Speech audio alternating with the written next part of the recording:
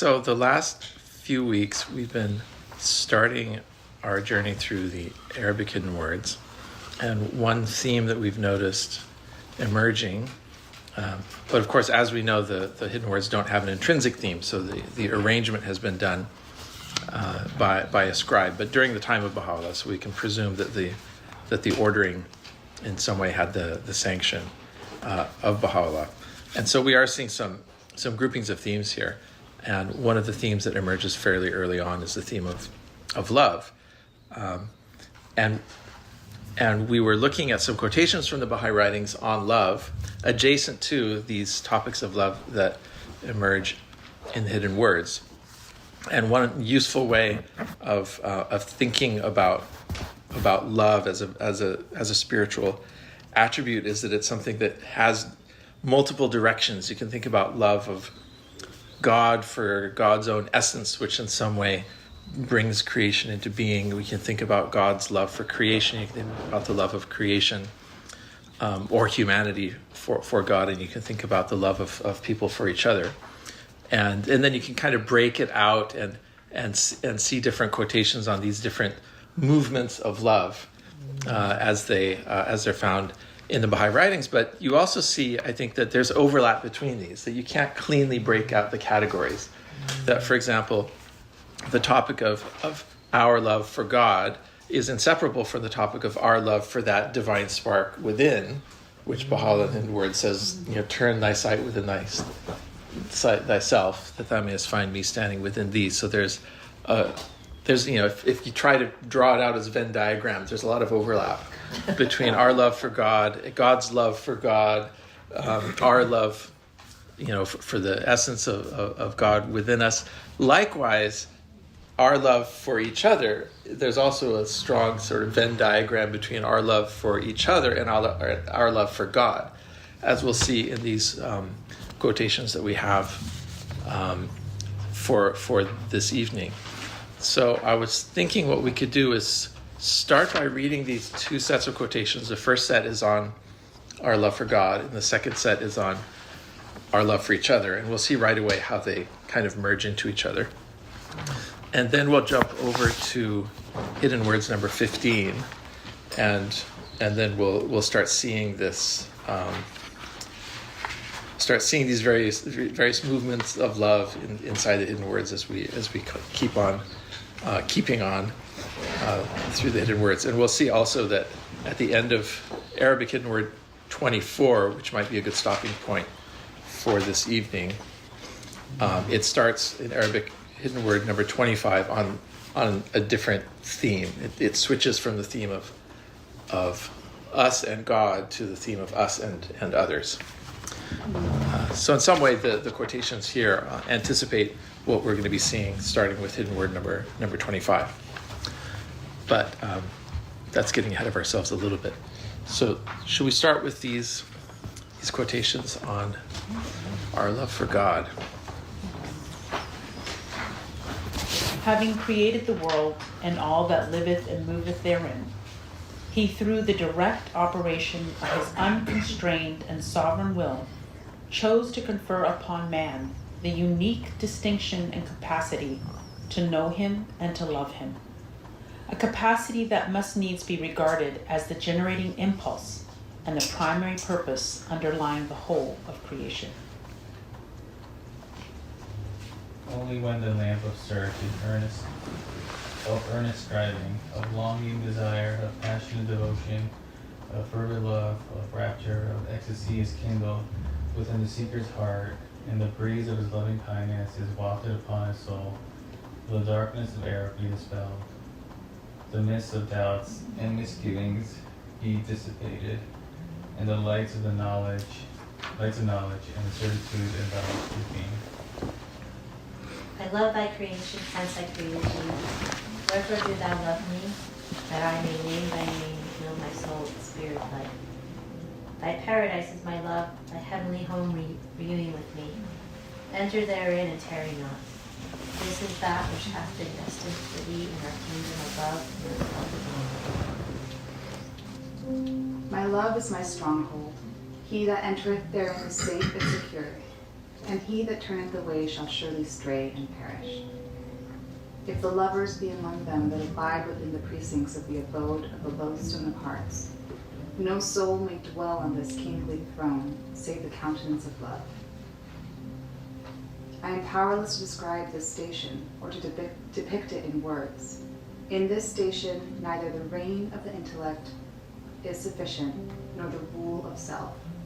The dwellers of this abode know not the destination, yet they spur on their chargers. They see not in the beloved but his very self. They find all words of sense to be meaningless, and senseless words to be full of meaning. They cannot distinguish head from foot, or one limb from another. O living flame of heavenly love, thine heart hath been so fired with the love of God, that from 10,000 leagues afar its warmth and radiance may be felt and seen. The fire lit by mortal hand imparteth light and warmth to but a little space, whereas that sacred flame which the hand of God hath kindled, though burning in the east, will set aflame the west, and give warmth to both the north and the south. Nay, it shall rise from this world to glow with the hottest flame in the realms on high, flooding with light the kingdom of eternal glory. There is need of a superior power to overcome human prejudices, a power which nothing in the world of mankind can withstand, and which will overshadow the effect of all other forces at work in human conditions. That irresistible power is the love of God. Were it not for the love of God, discord and division would not be transmuted into fellowship. Were it not for the love of God, estrangement would not give way to unity. Were it not for the love of God, the stranger would not become the friend. Indeed, love in the human world is a ray of the love of God and a reflection of the grace of his bounty. Love of God, and consequently of men, is the essential foundation of every religion, our own included. A greater degree of love will produce a greater unity, because it enables people to bear with each other, to be patient and forgiving. Real love is impossible unless one turn his face toward God and be attracted to his beauty. If a man say, I love God, and hateth his brother, he is a liar. He who does not love does not know God, for God is love. When you love a member of your family or a compatriot, let it be with the ray of the infinite love. Let it be in God and for God. Wherever you find the attributes of God, love that person, whether he be of your family or of another. Love the creatures for the sake of God and not for themselves. You will never become angry or impatient if you love them for the sake of God. Humanity is not perfect. There are imperfections in every human being, and you will always become unhappy if you look toward the people themselves. But if you look toward God, you will love them and be kind to them. For the world of God is a world of perfection and complete mercy. We must love God, and in this state, a general love for all men becomes possible. We cannot love each human being for himself, but our feelings towards humanity should be motivated by our love for the Father, who created all men.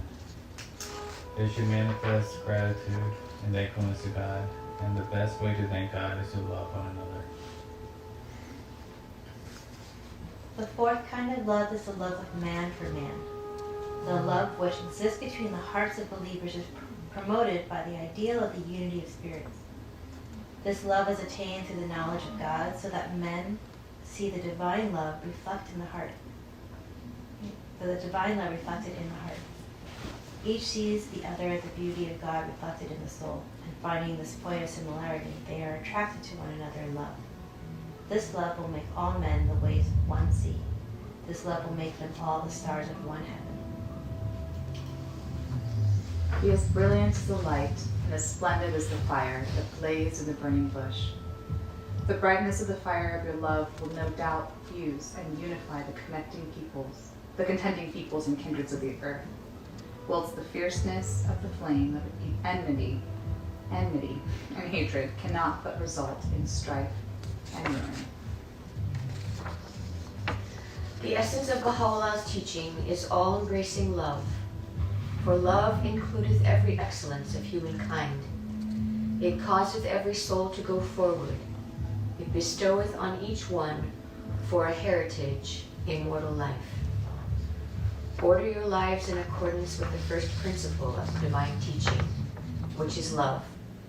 Service to humanity is service to God. Let the love and light of the kingdom radiate through you until all who look upon you shall be illumined by its reflection.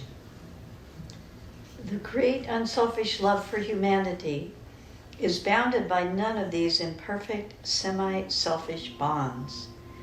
This is the one perfect love possible to all mankind and can only be achieved by the power of the Divine Spirit. No worldly power can accomplish the universal love. Love is a fundamental principle of God's purpose for man, and He has commanded us to love each other, even as He loves us. You must manifest complete love and affection toward all mankind. Do not exalt yourselves above others, but consider all as your equals, recognizing them as the servants of one God. Know that God is compassionate toward all. Therefore, love all from the depths of your hearts. Prefer all religionists before yourselves. Be filled with love for every race, and be kind toward the people of all nationalities. By this, everyone will know that you are my disciples, if you love one another. This love amongst the believers is the magnet which will, above all else, attract the hearts and bring new souls into the cause. Because obviously the teachings, however wonderful, cannot change the world unless the spirit of Baha'u'llah's love is mirrored in the Baha'i communities. Ultimately, the power to transform the world is affected by love. Love originating from the relationship with the divine. Love ablaze among members of a community. Love extended without restriction to every human being. This divine love, ignited by the Word of God, is disseminated by enkindled souls through intimate conversations that create new susceptibilities in human hearts, open minds to moral persuasion, and loosen the hold of biased norms and social systems so that they can gradually take on a new form in keeping with the requirements of humanity's age of maturity. You are channels for this divine love. Let it flow through you to all who cross your path. Infuse it into every neighborhood and social space in which you move to build capacity to canalize the social society-building power of Baha'u'llah's revelation. There can be no rest until the destined outcome is achieved.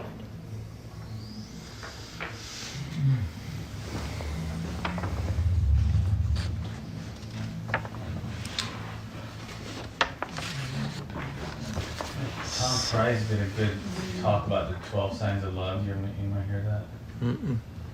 It's really good. You want something to listen to. I've heard one of his talks on love. Yeah, so he goes through, like, you know, talks about forgiveness, he talks about patience, so you're just 12 of them, and he sort of loops it into, like, you know, the writings, high writings, and what it means, and How did he get to 12?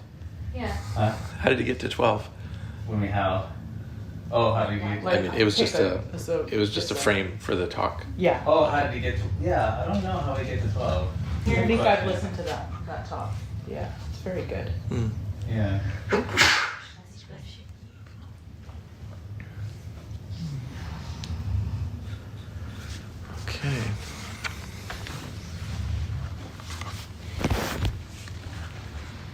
So, are we back to the hidden words? Oh, these things. Yeah.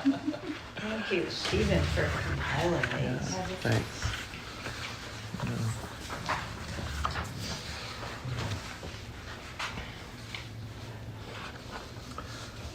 So we're at number 15.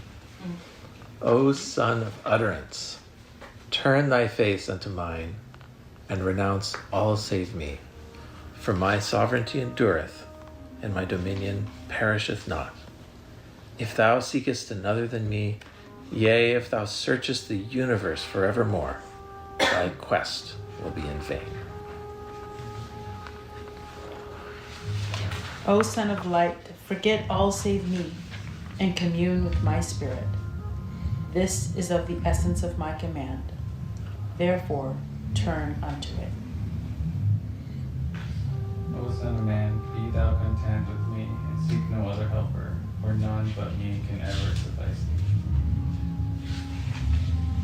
O Son of Spirit, ask not of me that which we desire not for thee.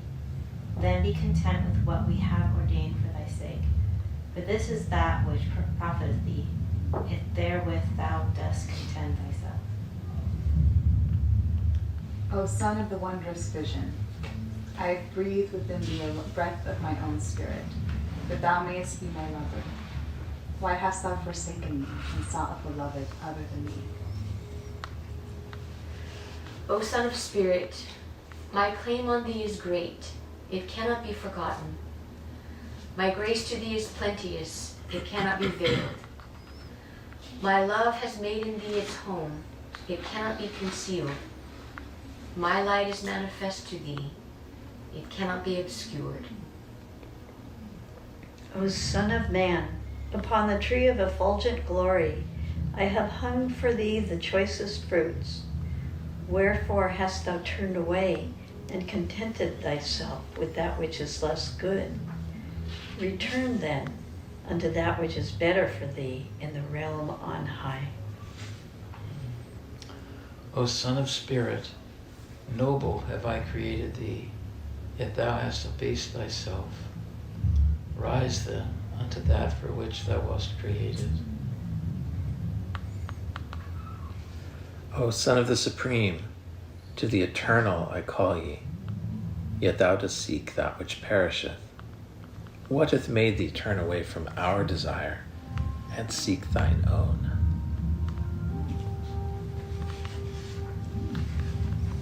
O Son of Man, transgress not thy limits, nor claim that which beseemeth thee not. Prostrate thyself before the countenance of thy God, the Lord of might and power. So this is a good spot to pause because you'll see there's a shift in topic. One could say that these first couple dozen hidden words are all, except for the second one, which is an important exception about justice and fair-mindedness. The others, I think, are really without exception about the human relationship to the divine, which is both within and both transcendent and immanent at the same time. But as we saw in the quotations, there's that beautiful quotation that said the best way of showing our love for God is to love each other.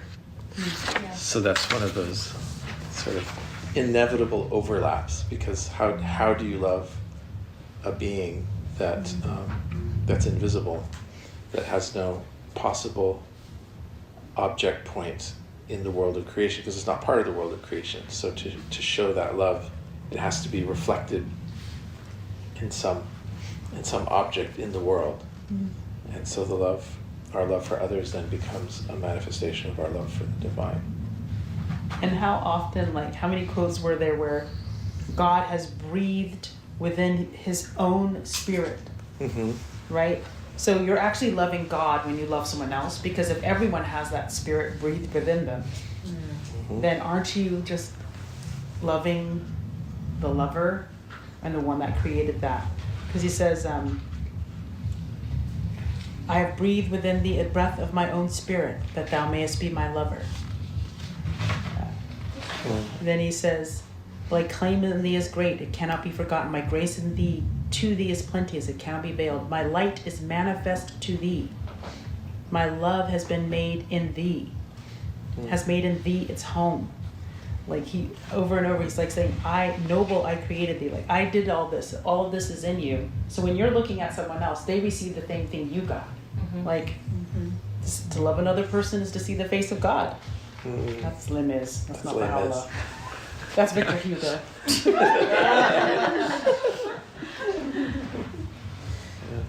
Yeah. Who's doing the loving and who's being loved in all of these is an interesting sort of question, because when we're loving others, in a way, it's God's loving his own essence.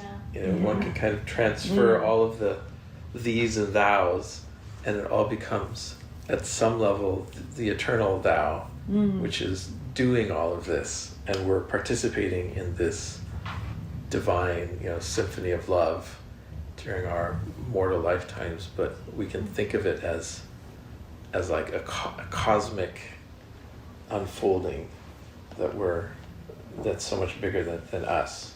What's funny is like I always remember being pregnant in my first trimester, and that chemical hormone of love is like it's like a little chemical love. Like I remember I was feeling like this love for this thing inside of me, and just feeling like just this immense amount of love.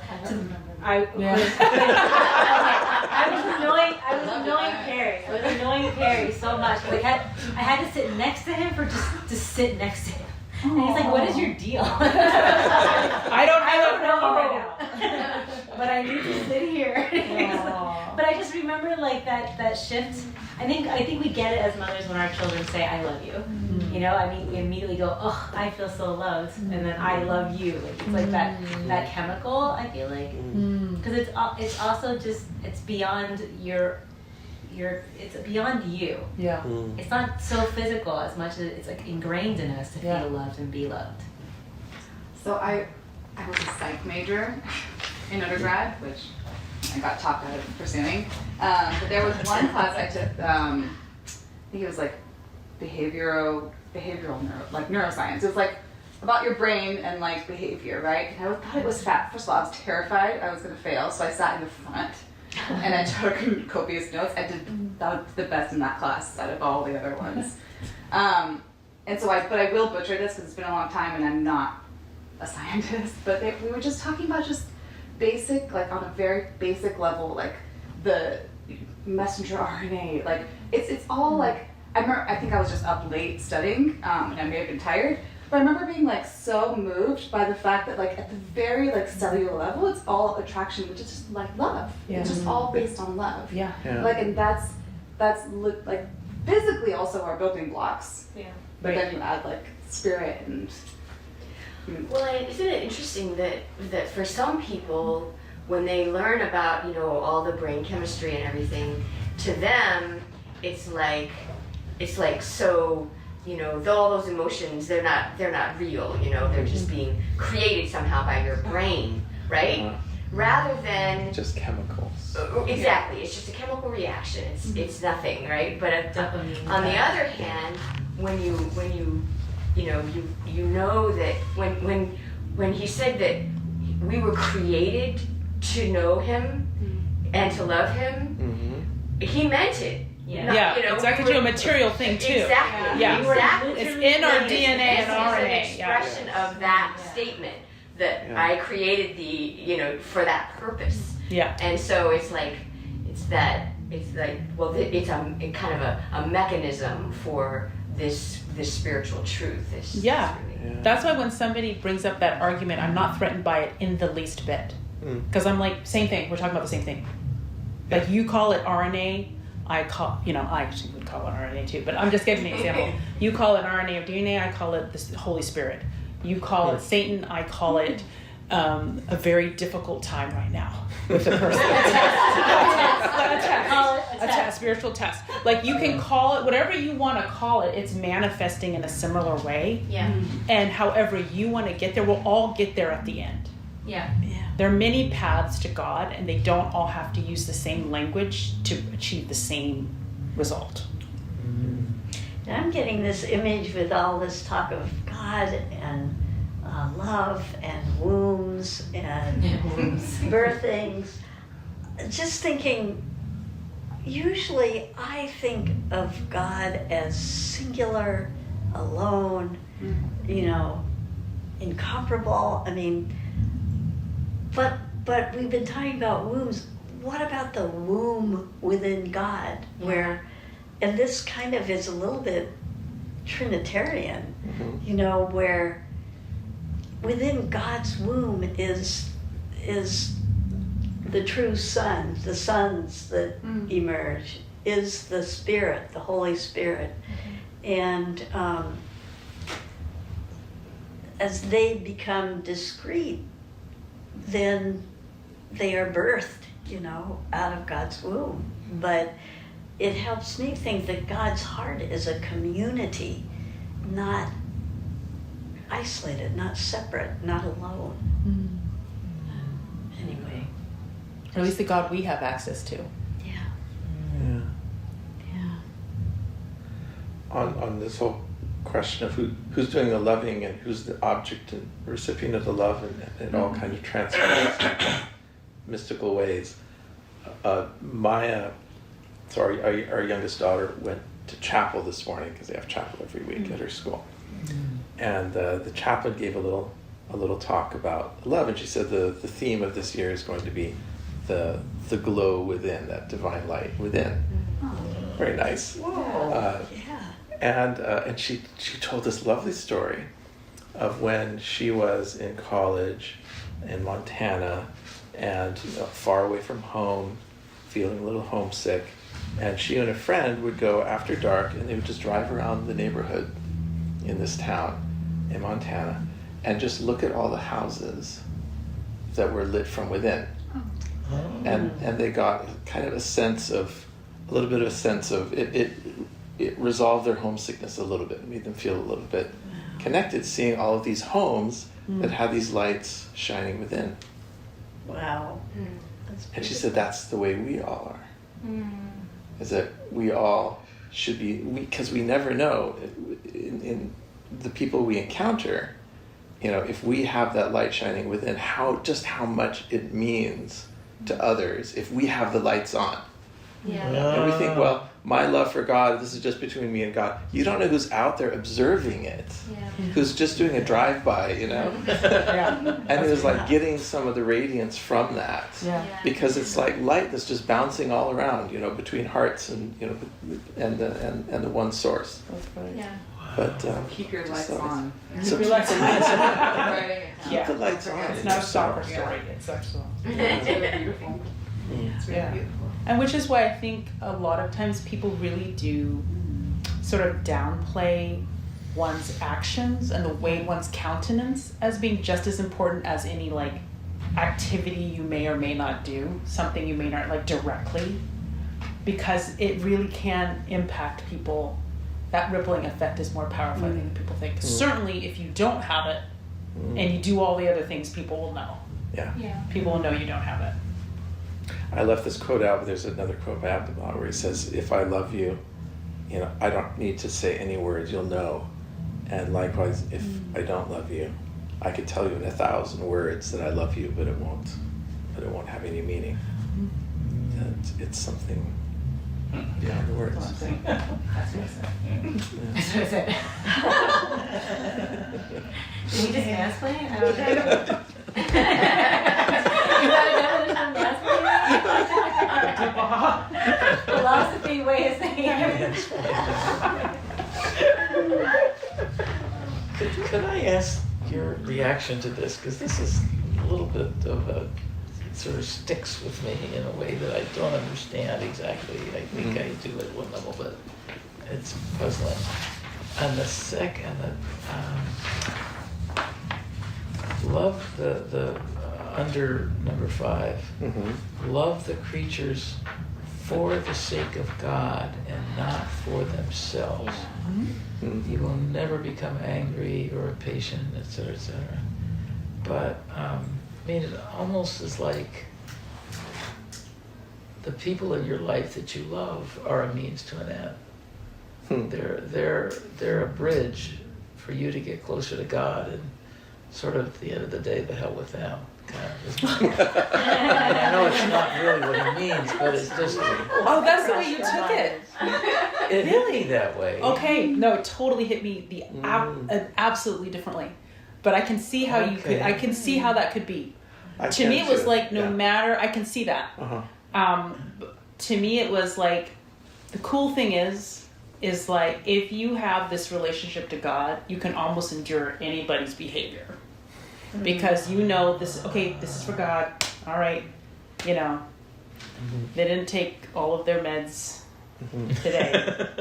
For you, God, I'll ride this through, I'll be patient or whatever. Because that will be ultimately what will push you through that difficult time. I thought it's like if you're conditioning your love on the person themselves, then you're always gonna end up disappointed. Yeah, we Yeah. get that. And it's not unconditional. It's God's love is unconditional. Condition it on. But to your point, But it's for the sake of. For the I sake don't of. know exactly what that means. could be a translation thing. Yeah, I wonder if that's what it is. I mean, It's universal peace. yeah, did he write that in English? No. Not This is one we probably don't have a Persian text for. Because it came from a talk. It came from a talk, Yeah. and for most of the talks in this volume, we only have the translations, which have been modified and edited. So it's possible that the translation is an issue. But it's that part that kind of sticks with you. Yeah, I mean, I For the guess sake of when I God. see the rest of it, I see what you were just saying, Catherine. All of the rest of it is, yeah, it's like there's a healing and uplifting in the way you engage another human when you realize that human is derives her dignity and beauty from being God's creature. And in that sense, for the sake of God and not for themselves, is to kind of acknowledge that the createdness aspect of who they are is not really the place to sort of park your love. I mean, I think that's what maybe this is about. I mean, that just for the sake of is an odd phrase. But it's just a little bit paradoxical to me that on the one hand, the human is so precious, but on the other hand, it's a means to seeing the God, I guess, that is in that person and in yourself. But you know, when he explores it later, it's about being angry or impatient and all of these things, and the imperfection of humanity. So I guess the deeper sense, if I don't get hung up on that phrase "for the sake of," which really does feel like a means ends kind of thing. If I let go of that, then it's like, you know, maybe it's just the nature of God as all in all, and it's only if you realize that this person is not any less than you or any less than anyone else, but they are less than God. Yeah. Well, we get into this whole question of identity in word number 30. He says, "Deny not my servant should he ask anything from me, for his face is my face. Be then abashed before me." So when he says love people for the sake of God, you can read it as, you know, don't love them for who they are in themselves, love them for this other ulterior motive. Yeah. But then in hidden word number 30, he's like, your relationship with that person is as though that person were God himself speaking to your God himself, you know, and facing you. And so where do you locate God in the relationship? Is God the third party to a relationship between you and I that's somehow making it other than a pure relationship? Or is God both the cause and the effect, you know, the alpha and the omega of the relationship? How do we look at where God is located in all of this? So I guess what I'm taking from what you're saying, it's a little bit like the purity of heart in your way of engaging that person is ultimately the key. Because if for some reason you're wanting to see them as something other than God, then you're off.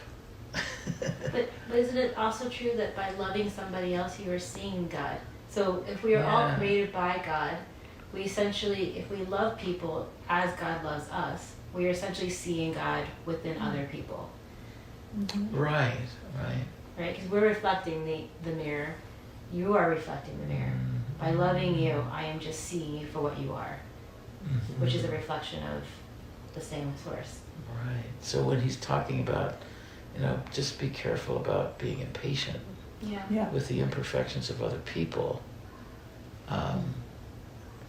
that really is it's a distraction. It's a veil.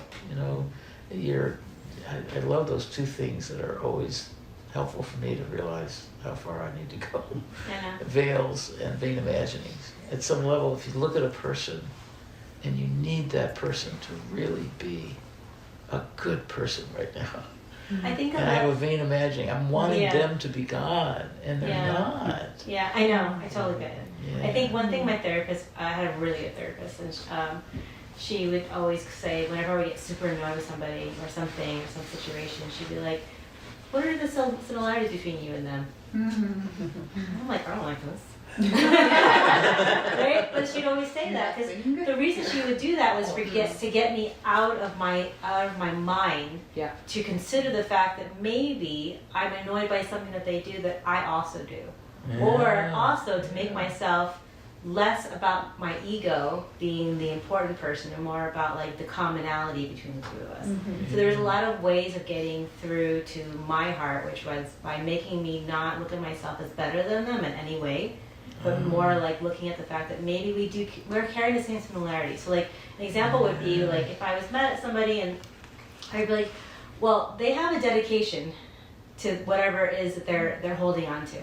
I also have some similar values where I will not like allow someone to like, get into my space or like, so I would start looking at that and like, all right, we have a lot of similarities here. I may not agree with them, but I no longer see them as a threat. And I can start seeing their perspective versus it wasn't personal.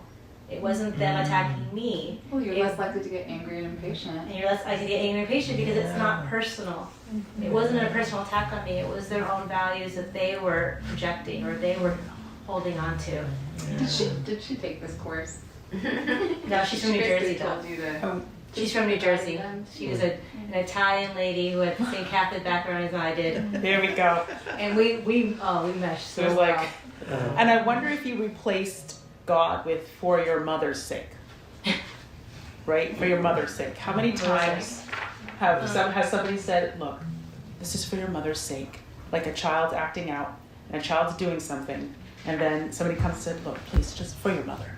I need you to just, right? And then because they love their mother so much and they really want mom to be happy and not to be upset, they de-escalate the situation and kind of course correct. Mom loves them. And then, and then the whole situation is just a little more even. Yeah. Because the child was able to tap into something a little bit bigger than that moment.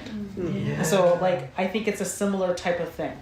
Yeah. Like when somebody's really, like you said, humans are precious, but humans are humans. Yeah. And like the person who can sometimes take the offense or be frustrated by the moment might be able to tap into something else that will help.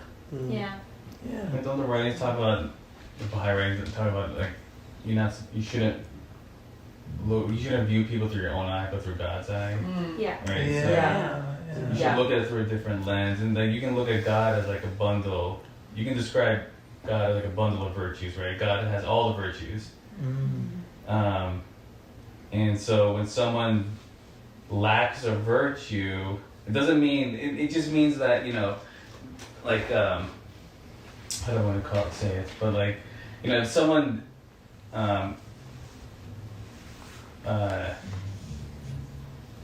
what's someone put it like, if you look at the stars, right, you don't like recognize like the blackness around the stars. You recognize like the star itself, right? You focus on that star.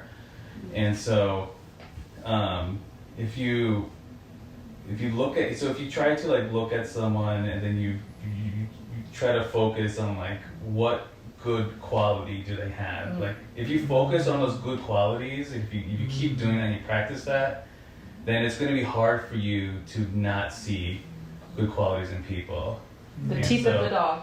And so someone, yes, Jesus with the teeth and dog, and like, and then one of the analogies was saying like, you know, when you go to test drive a car, and you never noticed this car before, but then afterwards you notice that car all the time on the road. Right. Something's just that one, just focusing on that car now makes you be aware of it all the time. So when you start to focus more on positive attributes, you don't even like see, you know, it becomes like second nature almost. Yeah. You don't even see the bad attributes in them. That's what I think prayers are doing. Yeah. I think prayers are heightening your awareness and your focus. That's a really good point, yeah. Yeah, it's a brain thing. Yeah. There was one story that Adib Tarzan said that there was a teacher, and she was really good at looking at just the positiveness in a child. And there was a child in her class that was very, like none of the teachers really wanted him. He was very like hard to like manage, and he had like a lot of like negative attributes in that regard. And she took it upon herself, and she prayed about it. She said, I must find one attribute. Like, I must find one nice quality about this child. This is your therapist? The teacher. Teacher. She said, I must find one good quality about this child. Like she was like, it was one of her goals. So one day she was just observing him, and he had good posture. And she said, oh, he has really good posture. So she said in front of the group, she was all like, everyone needs to start sitting more or have more posture, like whatever the kid's name was. And she said the minute she did that, it changed him. Because up until that point, he's only heard negative things and negative qualities about himself.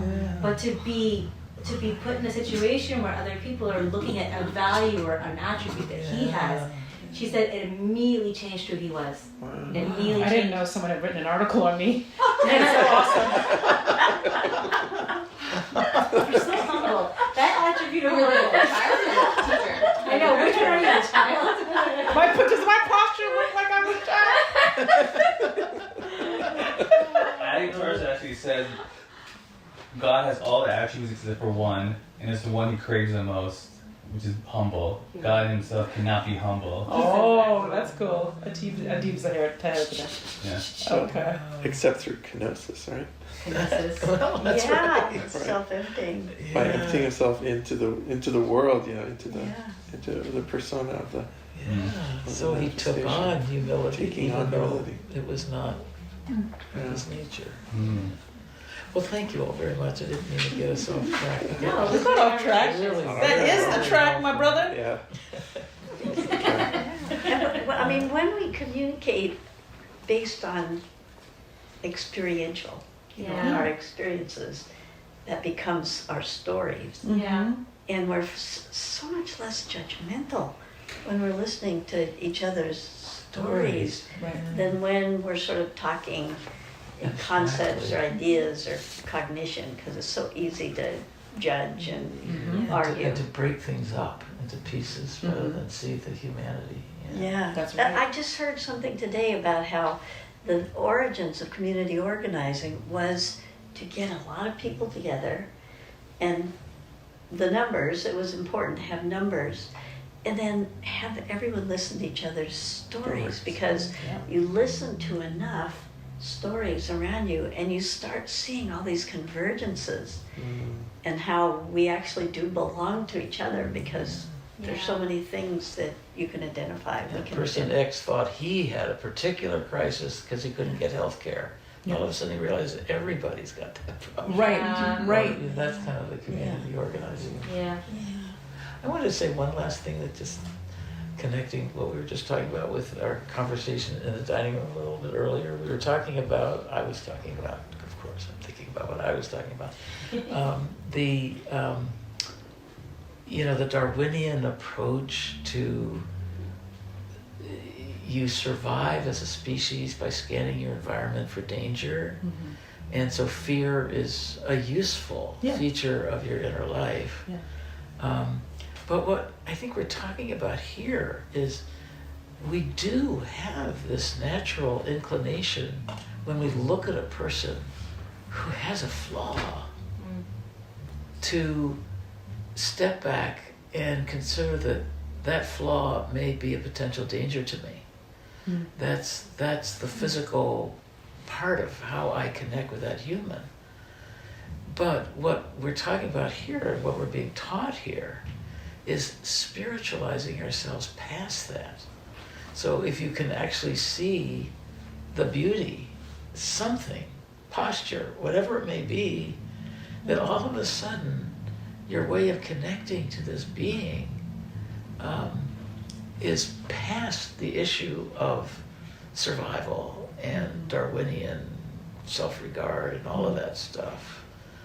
And then, you see all these extraordinary stories. I'm reading that Bahaullah book about Abdu'l-Baha and all these martyrs. I mean, just the notion of martyrdom, that there comes this point where the beauty of the other person, and certainly of God and of the cause and of the need to build God's kingdom on earth, is so compelling that it's almost like anti-Darwinian. It's like, I don't care if I survive, because the survival is not ultimately about this thing I'm obsessed with as a natural creature, which is my physical life. It's okay. I can actually let that go. Yeah. So it's all this incredible journey of spiritualizing the brute in here, and somehow also seeing the beauty of the brute. Yeah. Yeah. I mean, part of it is that the brain, it's been maladaptive over time because you were scanning for something of physical danger. And literally your adrenaline and your cortisol start heightening so that you can know, do I fight or flight? And you probably had to be flight, right? Yeah. Like that was a good chance. And so like that over time hasn't changed. Yeah. So now you're scanning a room, the frown is now the saber-toothed tiger. The person, and there's a time for that. There's a time for that. Like if you're a single woman in a bar and that frown comes on, that fear could save your life, right? But but there's so many situations now where we have to learn to adjust and that this maladaptive feature that we have, so that and be more like accurate and acute with our definition of what's to be fearful. And that's part of it is like the beauty of the brain is that this is what our brains were trained. Our brains are doing what they're supposed to do. Our brains are doing exactly what they're supposed to do. But they've also been evolved to do other things, and we just need to let those hormones be able to come through more readily. Sorry we can't get you all pregnant, but maybe it'll happen for you one day. The one key to getting yourself off of that cortisone rush, that fight or flight, is just to breathe. If you take it, because your brain stops, so the oxygen level has to come down so you can run fast. So that's why most of us aren't logical. So if you feel yourself in a fight or flight mode, you gotta stop, breathe, and then your brain's like, oh, we're okay. No, it's a literal heart. The heart literally is slowed down to the point where you can think. And the oxygen level You're comes absolutely correct. It's a great book. I've had enough panic attacks to know exactly what I'm supposed to do. Wow. So it's really interesting that your body just takes over. So funny how in all spiritual practices, you're supposed to meditate, right? And breathe, And then breathing could be like that, chanting or breathing or anything that has a repetition puts you in a different space. If you do it with the slowness that might help. Because it engages the parasympathetic nervous system. So I always practice that when I'm in the doctor's office, they have the cuff on me and I'm trying to bring my blood pressure. I'm going to pass this time. The same thing can be true for a lie detector test. If you believe it's true and you calm yourself down, just saying. Jerry Seinfeld. I've done it so many times. Well, sometimes when I wake up in the morning, it's my goal, and unfortunately. It's uncommon for me to achieve it, but I can just lie there in bed for a moment before I get up, and I can thank God for giving me a new day, and I feel my breath. I can feel I had some congestion in my head, and I could literally feel my heartbeat in my ear. Wow. And I'm feeling like, blood is flowing through me, air is flowing through me. That is what is keeping me alive. And I can just put the love of God into that. That blood flowing through me is the love of God I would like to have flowing through me for the rest of my day. The same thing with my breathing, Beautiful. So it becomes kind of a spiritual exercise. But I'm reminded of that by your comments about how the natural part of who we are is really this wonderful platform for being present to God. Yeah. Brain is doing what it wants. Yeah. Anyway, That's beautiful. Yeah. maybe once a month I'll pull that off. Stop raining. Get up. Get the kids.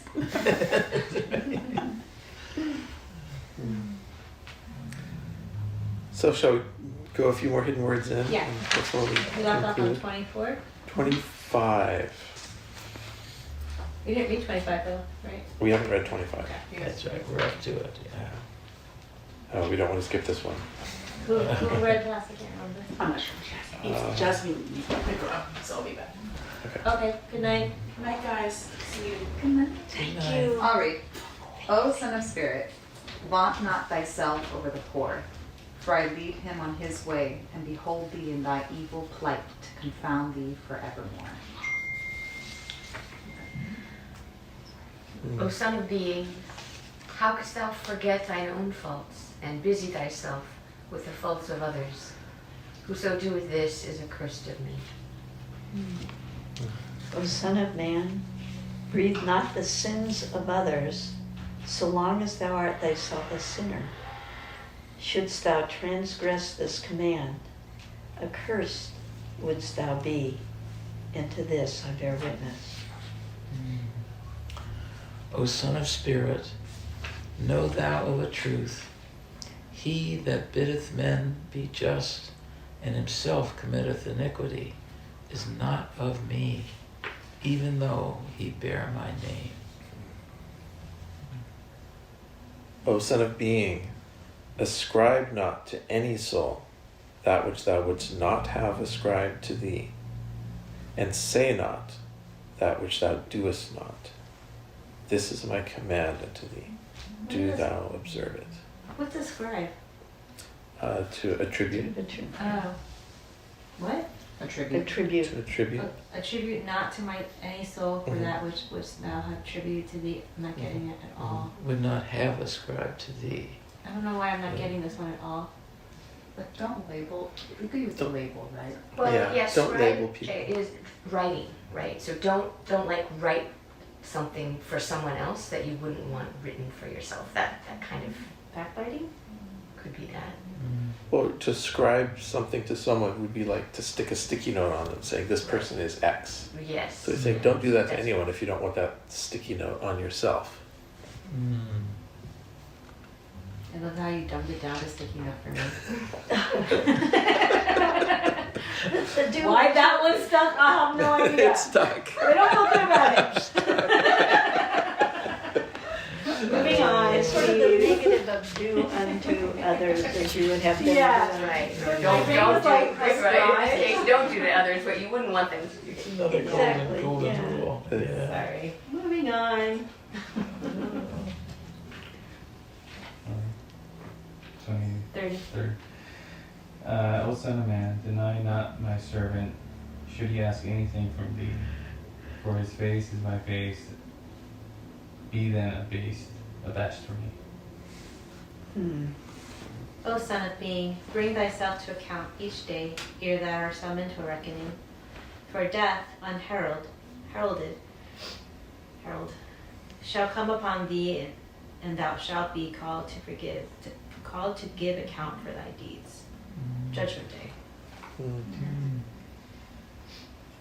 O Son of the Supreme, I have made death a messenger of joy to thee. Wherefore dost thou grieve? I made the light to shed on thee its splendor. Why dost thou veil thyself therefrom? O Son of Spirit, with the joyful tidings of light I hail thee. Rejoice. To the court of holiness I summon thee. Abide therein, that thou mayest live in peace forevermore. O Son of Spirit, the Spirit of holiness beareth unto thee the joyful tidings of reunion. Wherefore dost thou grieve? The Spirit of power confirmeth thee in his cause. Why dost thou veil thyself? The light of his countenance doth lead thee. How canst thou go astray? O Son of Man, sorrow not, save that thou art far from us. Rejoice not, save that thou art drawing near and returning unto us. O Son of Man, rejoice in the gladness of thine heart, that thou mayest be worthy to meet me and to mirror forth my beauty. O Son of Man, divest not thyself of my douche, how do you pronounce that? Beauteous, robe, and forfeit not thy portion of my wondrous fountain, that thou shouldest thirst forevermore. O Son of Being, walk in my statutes for love of me, and deny thyself that which thou desirest, if thou seekest my pleasure. O Son of Man, neglect not my commandments, if thou lovest my beauty, and forget not my counsels, if thou wouldst attain my good pleasure. O Son of Man, wert thou to speed through the immensity of space and traverse the expanse of heaven, yet thou wouldst find no rest, save in submission to our command and humbleness before our face. O Son of Man, magnify my cause, that I may reveal unto thee the mysteries of my greatness, and shine upon thee with the light of eternity.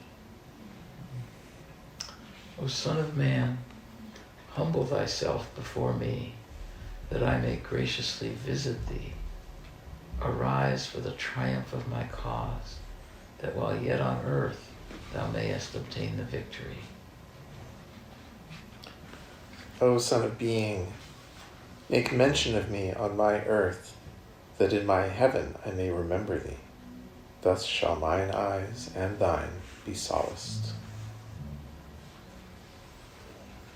O Son of the Throne, thy hearing is my hearing. Hear thou therewith, the sight is my sight.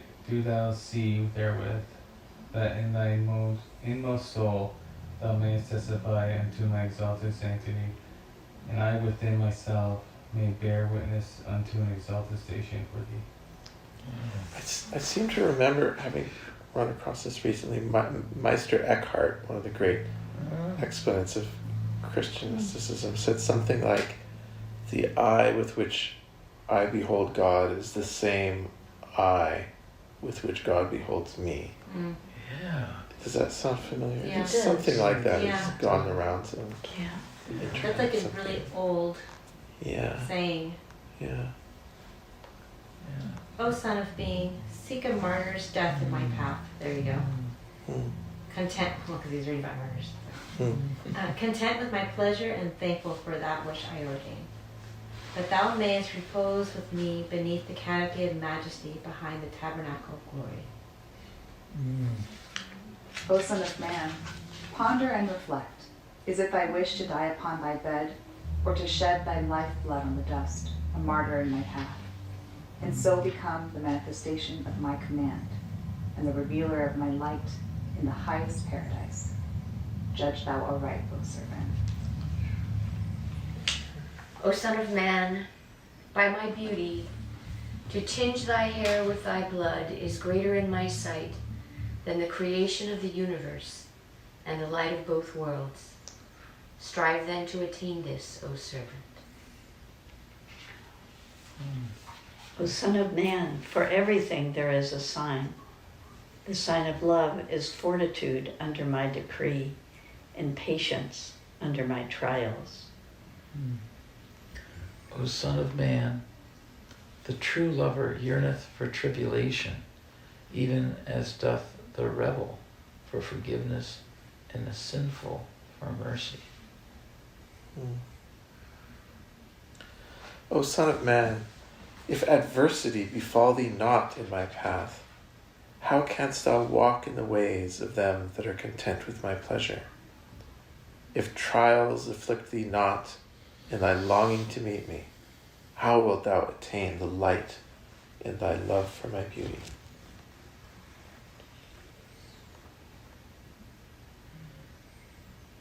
O Son of Man, my calamity is my providence. Outwardly it is fire and vengeance, but inwardly it is light and mercy. Hasten thereunto, that thou mayest become an eternal light and immortal spirit. This is my command unto thee, do thou observe it. So, just throwing a question out there. Should we be looking for problems in life? Should we go and look for difficulties? Is that? I mean, because why bother? The theme of this world is what? Tests. Because without tests, we cannot. What is it? Gold. Yeah. Test the gold. Fire we test the gold. With gold we test our servants. I mean, should that be? There's a difference between tests that we create for ourselves and actual tests that lend to our growth.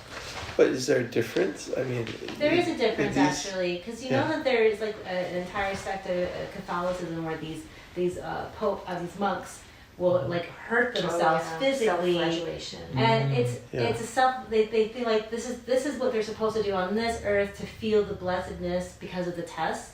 But I don't think that that's at all what God is asking of us.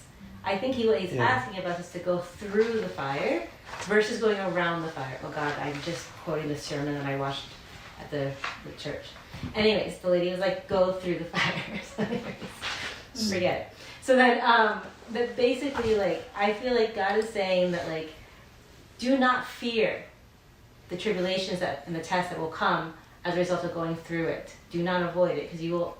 I think the other parts of the hidden words often said that we will continue to keep that test until we've gone through it. But I think it's kind of like this whole concept, don't be fearful of your life. Don't be fearful of being a martyr. Don't be fearful of all these things, because if by going through it, you will then have the blessedness, the providence or the divine. You know, I feel like that's what I'm getting from it. So if I'm on a hike and I'm getting from point A to point B, and there's two paths, should I just, as a matter of principle, pick the path that's steeper and harder to take, or should I take the path that's gentler and easier? Predestination will tell you that whatever path you take, it was meant to be. Who was the philosopher that said, when you come to a path, take it. When you come to a fork, take it. I love that. Don't question it? I don't know, but I love that. I feel like that's not the point. I think that you can be a true lover. You can yearn for tribulation without looking for your own. Otherwise, I would definitely would handpick certain tests, right? Just be like, yeah, we all want the test that we all want the cushion. We all want the path of least resistance. We all want it. I mean, if I tweak it a little bit and say the general rule should be, when I come to life decisions, I should pick the ones that are most challenging to me, because through that I'll grow the most. That makes sense to me. But that's a slight tweak from the idea of tribulation. In humanity, but I guess from my point of view, do I ever get a choice? Do I ever get a choice as to what tests I'm going and difficulties I'm going through? Because I don't feel like I ever get a choice. I feel like I have to go through it, because the only way to go through it is through it. And it's I never feel like I never see the path that's better. We are in this world of tests and trials. And so wherever, even if I go down a happy path, I'll eventually hit a test and trial. Yeah. Or another way of looking at it, Stephen, is to say, look, this is not about you. Yeah. whether you go this path or that path. What is the cause of God calling you to do right now? And let that determine which path you take. Yeah. What I find kind of interesting about this is like, this strikes me as kind of the Baha'i answer to the theodicy question. The theodicy question of philosophy, I'm sure you know, study this stuff, but I got your face. you're not missing much. This classic philosophical problem is, how can there be a God when there is so much suffering in the world? Yeah. Shouldn't God, do something about Yeah. all of these children that are dying in Gaza? Shouldn't God do something about all the people who were killed by the, How can the you love a volcano God in that does this to Pompeii, people? Yeah. whatever. And so it becomes an argument against the existence of God, ultimately, is that God is not a good God, and therefore, since God is defined as the ultimate good being, I don't want that God for my life. And there are a lot of people who jump into atheism around that conundrum. But what I hear happening here is that it's this persistent notion behind that is that whether I live or die, whether I suffer or not, or whether any other human lives or dies in a given circumstance, or suffers or not, is something that God is responsible for making sure it doesn't happen. That's a presumption about the nature of the goodness of God that is embedded in that theodicy dilemma.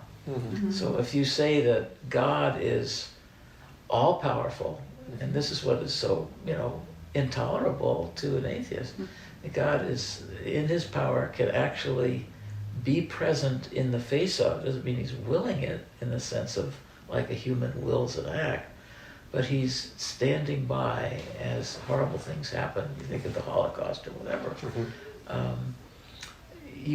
That's not on God in the sense of God willing a harm. It's God is creating the universe through his permitting the agencies of human beings, or the phenomenon of the natural volcano or whatever it is, earthquake that kills somebody from a natural cause. That is the law of God. And because death and suffering are not the ultimate dispositive determinant of whether or not God is good, then you can't deny God, because life is filled with adversity. So all of these things about adversity are about, because I believe that God is God and I am not, if adversity comes my way as I pursue the cause of God in the world, I have to be grateful for it. And that gratitude piece is all over these writings, right? And then you say, well, how can you be grateful for something that makes you feel utterly miserable or takes your life away? The answer is that the other thing that's happening, as that happens, provided I accept it with gratitude, is giving me a new life. It's strengthening my being. It's spiritualizing me further. So anyway, I just find that really an interesting answer to the theodicy problem.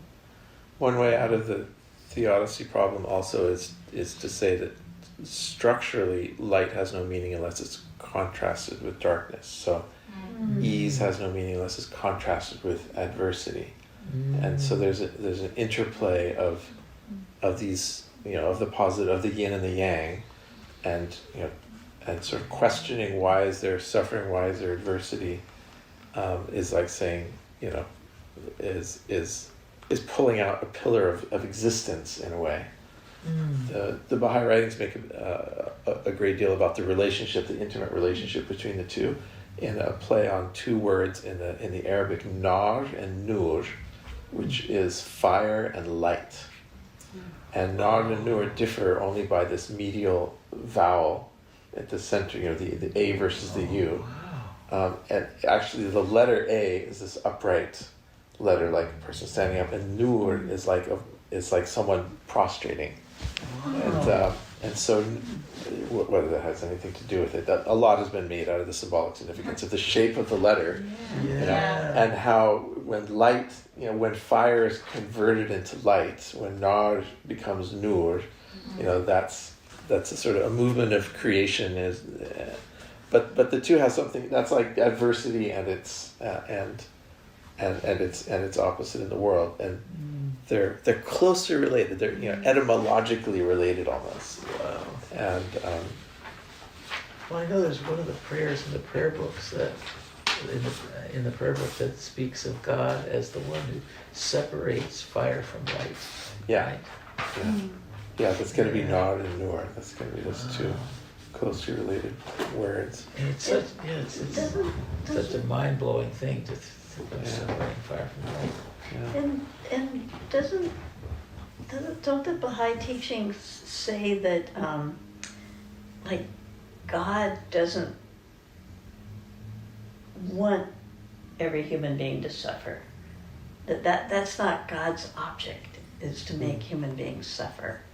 And that's why, like, self-flagellation and, you know, whipping yourself in your monastic cell is no longer prescribed. Yeah. And probably it was neurotic I anyway. doubt God has ever said do that. Yeah. But there is suffering. I mean, suffering happens because love happens. Yeah. And because of love, we experience loss if we lose the object of our love. Yeah. So it seems like that's really different than saying God, like, wills suffering upon human beings. Yeah, it's structurally there. In the second valley, in the seven valleys, Bahaullah talks about the valley of love, which you think which ought to be this wonderful thing. Bahaullah says the steed of this valley is pain.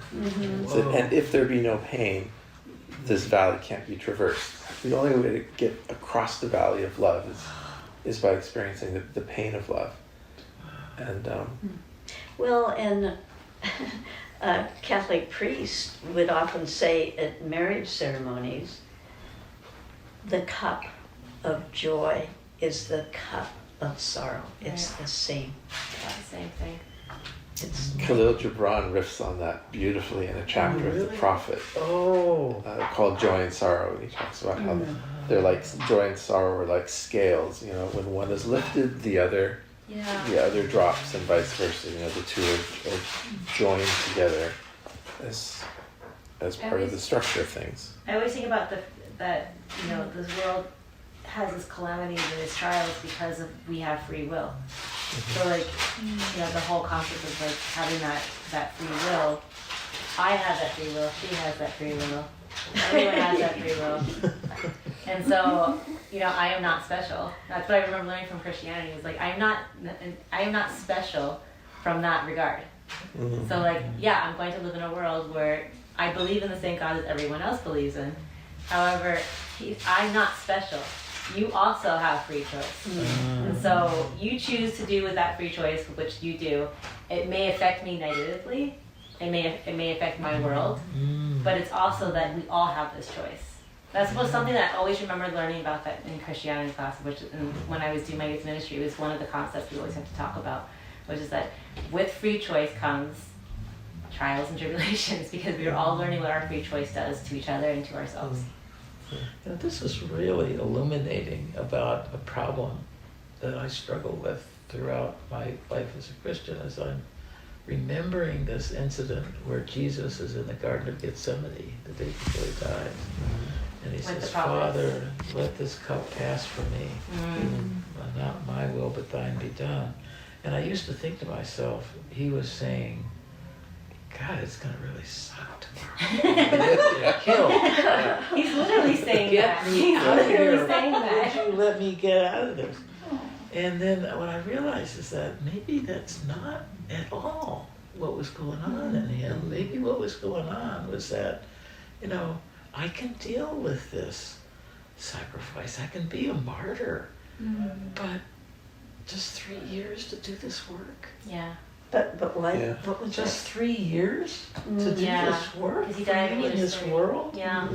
I So the always, point of adversity, again, Yeah. is not about you and your own Yeah. personal journey. It's about the cause of God and advancing God's will for the world. I mean, I do kind of think, thank heavens, but Bahaullah died at 72, He right? died of natural causes. Yeah. That's amazing. Jesus is a Another young way- man, and he's but another way to think about it is also, and this is what we learned in Bible school, was that it's not necessarily the example that he was being a human being and having that fear. It's more lines like it was being watched, how he accepted it, how like, the whole point of it was to be written down, that this is this how to approach a test or a trial is to be like Christ. Christ had an your will, not opportunity because mine. he's a manifestation to request to be omitted from this. Again, though, right before he dies, he sees the prophets, Moses. Remember, I think he took Paul with him. I forget the exact disciples he took with him to the mountain right before Peter. Jesus kisses him. Peter. Yeah, and they fell asleep. But right before they fell asleep, they saw Jesus Christ talking to Moses, the Elijah. other prophets, and they were consoling him and greeting him before he died. That was another image that he wanted them to see, to write down, so that we can view it later. Wow. Because there was a few things that he did right before he died. It was like even with Judas, Judas kissed him, remember? And I forget exactly what he said to him. He said, "Do you kiss me, Judas?" I forget the exact words he says to him, but it was more like, I know what you're doing. And he still gave Judas an opportunity to not do it. Yeah. And he was still at the table at the Last Supper. Exactly. He wasn't ostracized. Yeah. Yeah. All right, we gotta go. All right, so next time.